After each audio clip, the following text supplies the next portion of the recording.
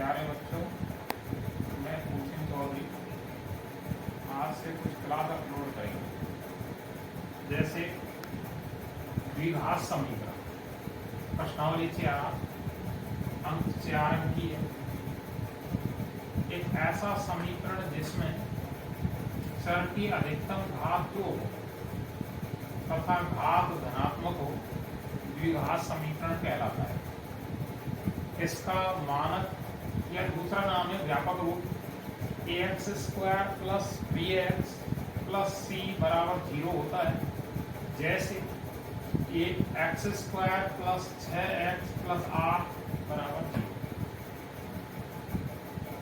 एक द्विघात समीकरण के अधिकतम 2 शून्य या मूल होते हैं।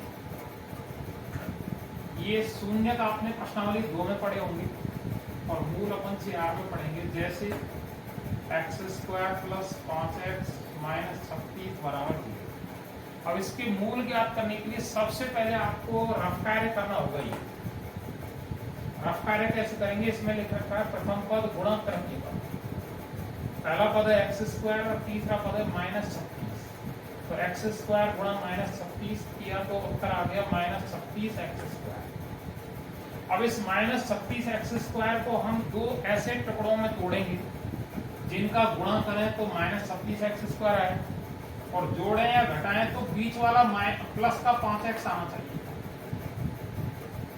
दोबारा कह रहा हूं, इस 36x² को दो टुकड़ों में तोड़ेंगे। ऐसे दो टुकड़ों में कि उनका गुणा करें तो 36x² आना चाहिए और जोड़ें या घटाएं तो प्लस का 5x आना चाहिए।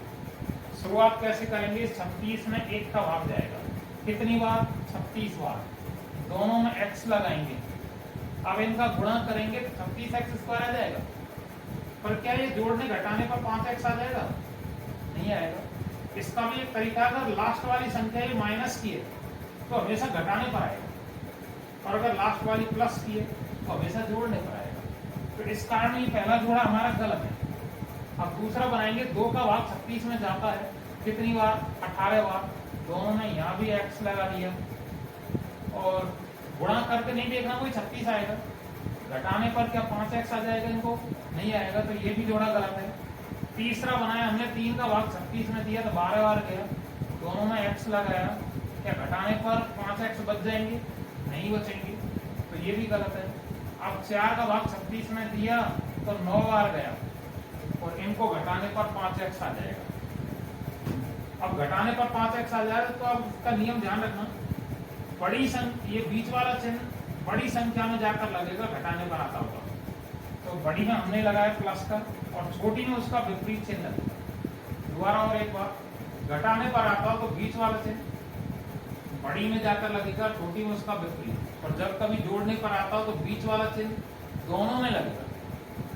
ठीक है, तो इस कारण उत्तर बना लिया हमने। पहली संख्या x² ऐसे कैसे उतारेंगे, बीच वाला 5x नहीं लिखेंगे, उसके स्थान पर ये जोड़े जो हमने बनाई ये लिखेंगे प्लस के 9x माइनस 4x। कोई से आगे लिख सकें, कोई से भी पीछे लिख सकें। फिर माइनस का 36 जो कि अब 4 संख्या बन गई। 4 में से पहली वाली 2 में कॉमन लेंगे, पीछे वाली 2 में कॉमन लेंगे।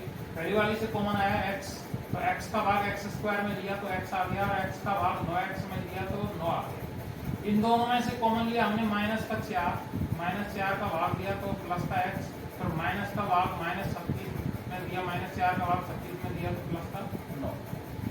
दोनों कोष्टक समान आने चाहिए, हर बार ध्यान रखना। तो अगली पंक्ति बनाएंगे हम, दोनों में से x प्लस 9 को कॉमन ले लेंगे। इसका भाग दिया कोष्टक में आ गया x, फिर इसका भाग इसमें दिया तो ये कट गया तो माइनस का 4 बराबर 0। अब ये 0 कह रही है, दोनों का उत्तर है 0। तो 0 के साथ जमाएंगे, पहले लिखेंगे x प्लस 9 बराबर 0 और दूसरी बार लिखेंगे x माइनस 4 बराबर 0। अब पक्षांतरण कर दिया 9 का, तो 9 पीछे वाल किसका जाएगा, माइनस का, 4 पीछे वाल किसका जाएगा, प्लस का। तो ये दोनों इस सवाल के हमारे 2 मूल या शून्य हो। ठीक है, इसी प्रकार के आपको कुछ 5 उदाहरण मैंने दिए हैं, ये आप एक बार करके देखना। और आज की वीडियो हम यहीं पे समाप्त करते हैं। अगले में जाकर मिलेंगे हम दूसरे में इसके अगले पंक्ति के साथ। ठीक है।